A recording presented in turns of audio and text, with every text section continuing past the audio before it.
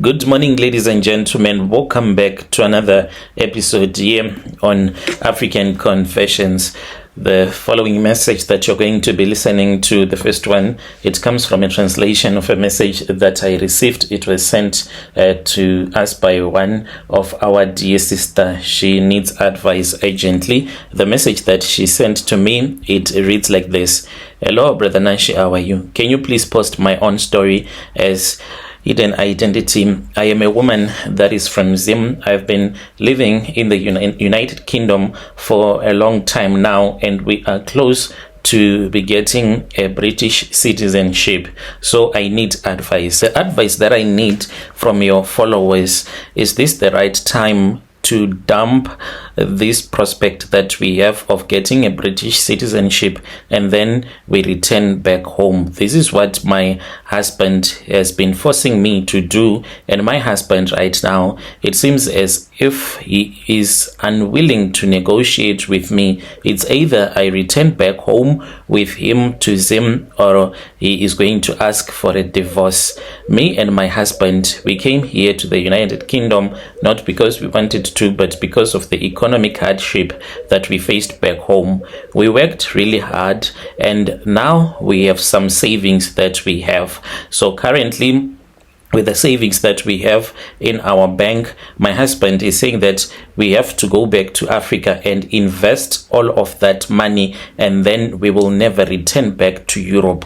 And I am so scared that if we go back home and if things do not work out, then what is going to happen to us and the kids? So my husband, he is under pressure. As you know, that there are a lot of content creators from our country that have been telling everyone to relocate, but I'm scared that maybe it is not going to work out for me and my husband, and I'm scared of using all the savings that we have just to start a business back home. My husband has said that when we return back home, we are going to be building a house in the villages, and we can start some projects where we would be doing farming and things like that, because he is being inspired by some of his friends that have migrated from Europe and have gone back home so that they can start their own projects in Zim. And whenever he sees his friends, the ones that we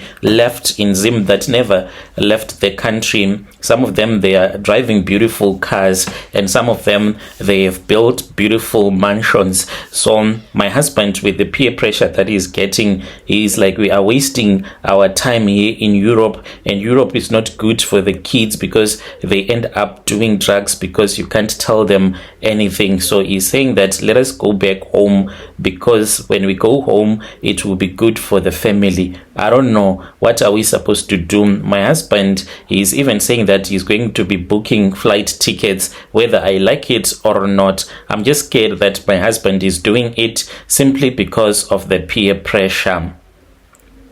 Dear listeners, right there was a message that was sent to me by one of our dear sister. Let us try to speak with our dear sister in the comment section. What do you think about this? Have you been living in Europe and you have been thinking about relocating permanently back to the country where you came from? Has the economic situation changed or not? But to my dear sister, all that I can tell you, the difference between a content creator that does vlogging, wherever they go to, they are already making money. Even when they are fast asleep, people would be watching their vlogs, and even if they buy a flight ticket from wherever they'll be staying, and they say that I'm finally relocating back home, it is part of their content creation. So you cannot compete with a content creator. It will be different if you are someone that has a salary. When you book a flight ticket, you are using money from your salary. But a content creator, when he or she goes on a vacation, it is an investment that they are making. that money that they would have used to go on a vacation, that money will return back, because people, they would watch the vlog anyway. So you don't be given peer pressure by especially content creators that say I'm relocating back home, because it is part of their business is content creation.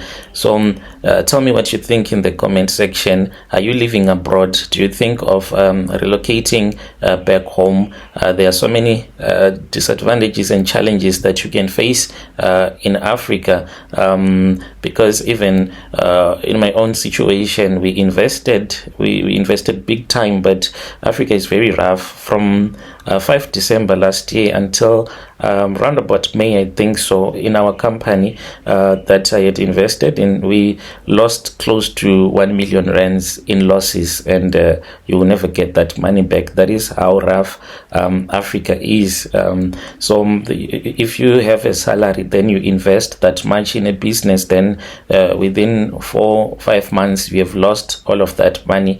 It is very difficult, especially if you have used your savings to get it back. So before you relocate, maybe if you think about it first, and maybe you can build a house so that whenever you visit home, you have a nice house, and then after you have studied the situation, then you can think about relocating.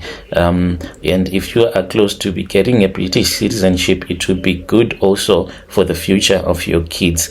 Tell me what you think in the comment section.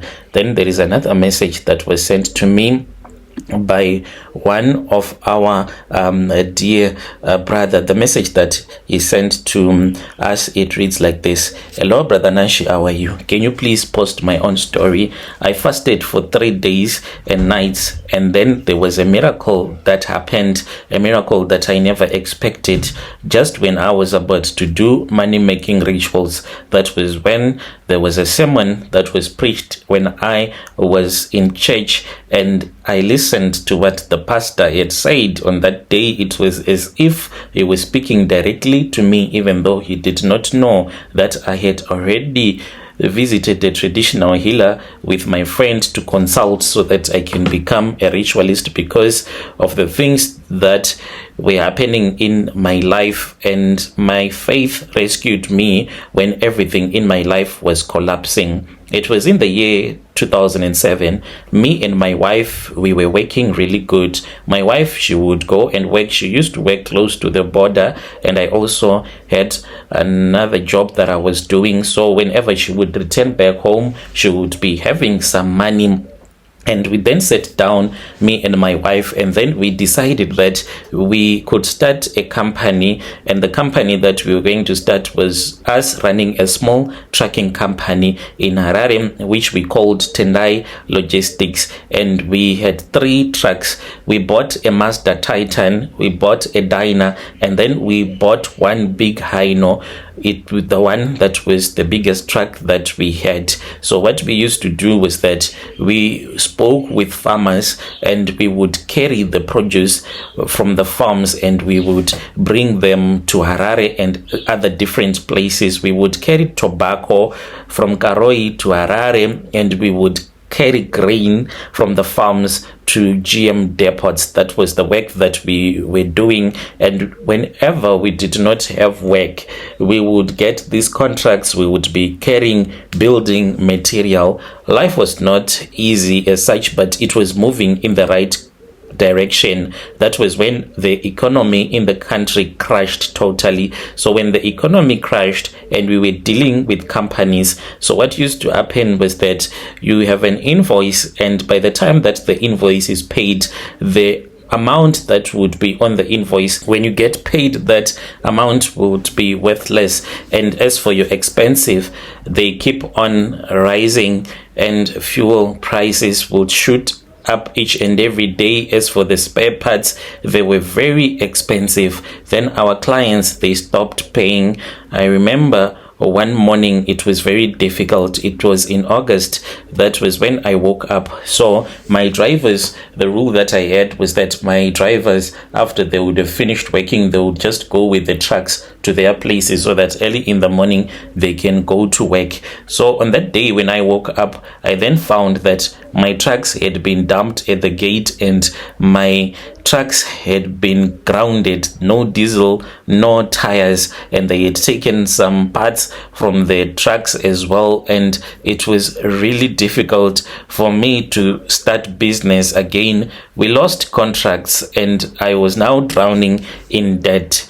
And that year was the year that I learned that business is not an easy thing to be, and success is fragile. One day you can be the one that is said to be the richest person in the family, then the next day you are begging even for $5 so that you can buy yourself a meal. So me and my wife, we then sat down, we then said, since the business is not running properly, what we need to do right now is that let us try to sell one of the truck which was less reliable, which was the Titan. That was the first truck that we sold, and we said that since the Dyna truck is more reliable than the Titan, we are going to sell the Titan, then we get the money so that we can keep on operating the business. That was a big mistake, thinking that we were going to restart our business properly, and then that was when disaster struck. The Dyna's engine, it knocked, and there was this other man that used to give us diesel. He had a small service station, so whenever we did not have money, we would go and pour the fuel at his service station and pay later. And because now we were sinking, we could not afford to pay all the fuel that we were owing that man, and he wanted our truck, even though the volume, it did not match with the amount that we were owing, but he just wanted that big Hino truck which he wanted to possess from us, and we were left with nothing. I was filled with shame, so many sleepless nights. It was difficult, and that is when I developed high blood pressure at that time. So I had these other friends of mine who were also in the same business, and as my life was coming to a standstill, when I would look around, I would see that my friends that were in the same business that I was doing, they were living a very good life, and they were even buying new trucks. They were in the same business, same routes, doing the same business that I was doing, but they were buying new trucks, whilst mine were disappearing. I started to wonder. One day, that was when I spoke with this other friend of mine, whom I'll call Munya. I spoke with him. This was after he had bought a brand new Ranger. I asked him how business was booming for him, yet as for us, our businesses were collapsing. He then looked at me and he said that there are some other things in life as a business person that you are supposed to know, and you need to respect your ancestors. He told me that his ancestors, they were the ones that protected his businesses. Without his ancestors, he was going to fail in business. He then told me that there was this other man who stayed in Mbare who had blessed his fleet. He said that they had slaughtered the goat and they had washed his feet with blood, as well as pouring the blood on the tires of his truck, the first one, so that it can be like a mother that can keep on giving fruit and giving birth to other trucks. Since that day, he said that his business started to run smoothly. I thought about it, and when I kept on thinking about it, I told myself that I will never ever in my entire life do these money-making rituals. At that time, I did not know that they were money-making rituals, but I just told myself that I would never go and consult with a traditional healer. But life became so difficult. We could not even afford to pay even rent. We were unable to even pay the school fees, and my kids' school kept on sending warning letters. As for my wife, she used to be the wife of a man that was now wealthy, but now she was selling tomatoes by the gate. I was tired.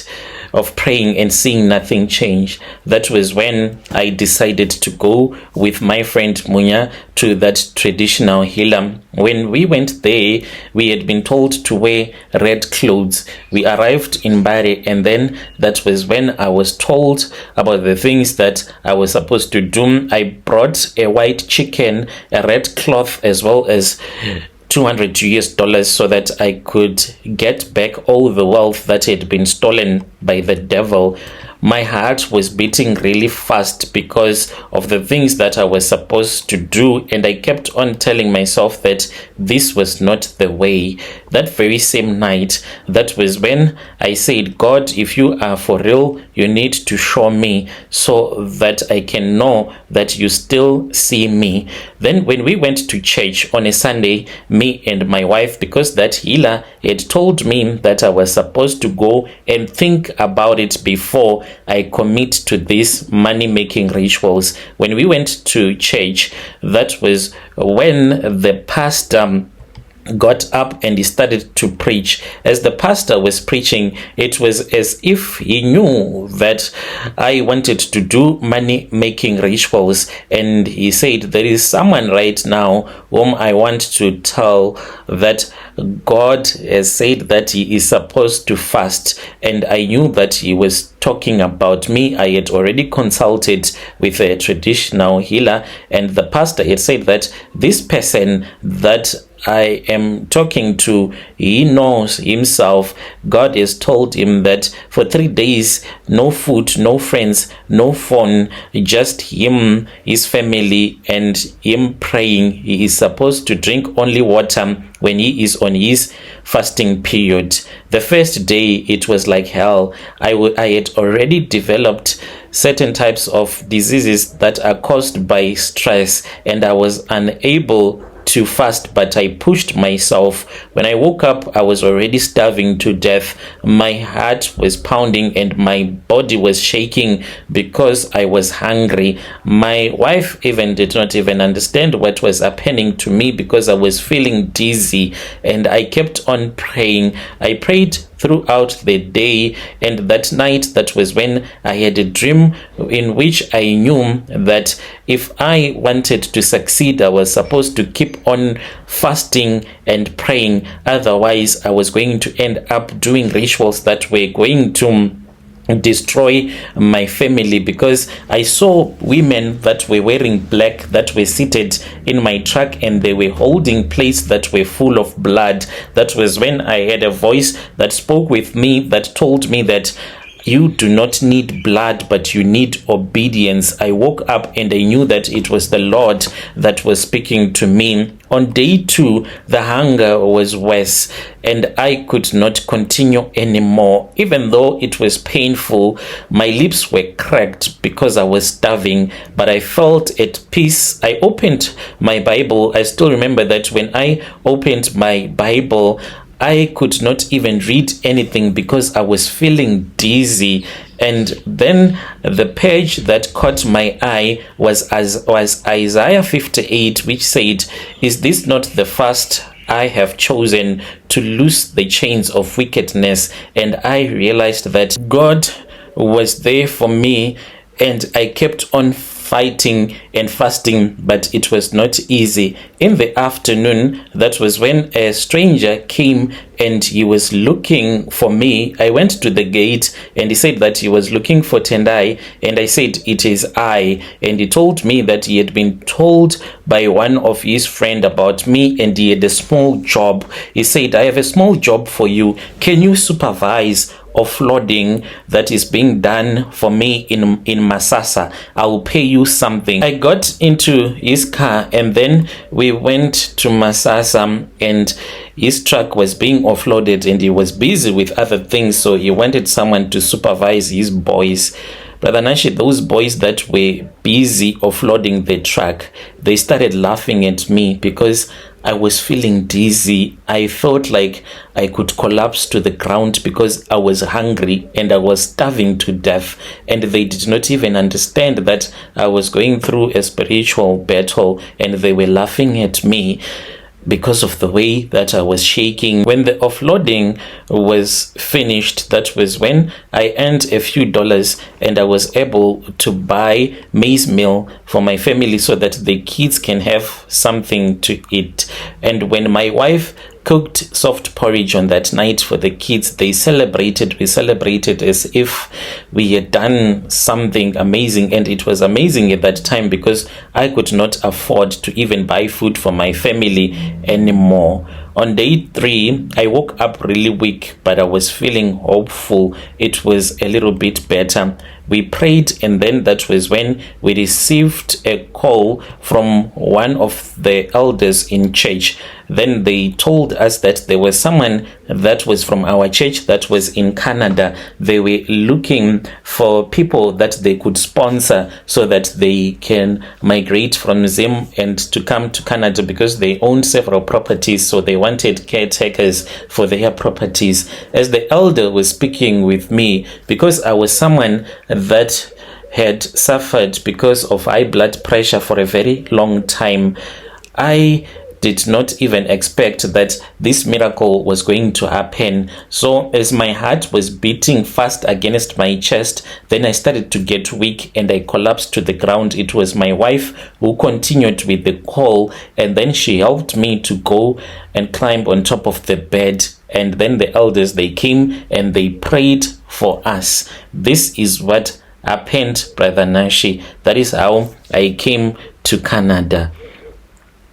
Dear listeners, right there was a narration of a message that was sent to me by one of our dear brother. We're saying that he fasted for 3 days just before he had done his money-making rituals. And he said that his friend, the one that was having all of this success, having trucks, that man, he perished in a terrible accident with some other girls that he had picked up at a club.